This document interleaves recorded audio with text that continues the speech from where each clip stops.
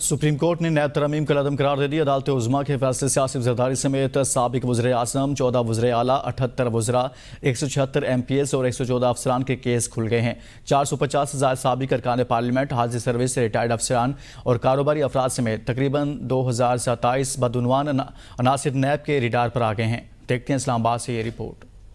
Supreme court کے فیصلے کے بعد آصف زرداری، نواز شریف، یوسف رضا گیلانی، شوکت عزیز، شہباز شریف، شوکت ترین، اسحاق ڈار، شاد خاقان عباسی، مراد علی شاہ، سینیٹر عبدالقادر، فرزانہ راجہ، سینیٹر روبینہ خالد، سینیٹر یوسف بلوچ، سلیم مانڈوی والا، سابق صوبائی وزیر رحمت علی، اسفند یار خان کاکڑ، سابق اسپیکر پنجاب اسمبلی سبطین خان، نواب اسلم رئیسانی اور لشکری رئیسانی اور دیگر کے خلاف نیب کیسز بحال ہو گئے۔ آصف زرداری کے خلاف مشکوک ٹرانزیکشن ریفرنس، پارک لین ریفرنس، شہباز شریف، نواز شریف، یوسف رضا گیلانی اور آصف زرداری کے خلاف توشہ خانہ ریفرنس، شاد خاقان عباسی کے خلاف LNG کیس، شوکت ترین کے خلاف پاور پلانٹ ریفرنس، مراد علی شاہ کے خلاف نیب ریفرنس، سلیم مانڈوی والا کے خلاف کڈنی ہل ریفرنس، اسحاق ڈار کے خلاف آمدن سے زائد اثاثہ جات کیس، اومنی گروپ کے عبدالغنی مجید اور انور مجید کے مقدمات بھی بحال ہو گئے۔ عدالت عظمیٰ کے فیصلے سے تقریباً 1809 ریفرنسز، تفتیش، انکوائریز اور شکایات دوبارہ کھل گئیں۔ 700 ارب کے مبینہ کرپشن کیسز بحال ہو گئے۔ تمام پبلک آفس ہولڈرز اور سروسز آف پاکستان میں شامل لوگوں کے خلاف مقدمات کھل جائیں گے۔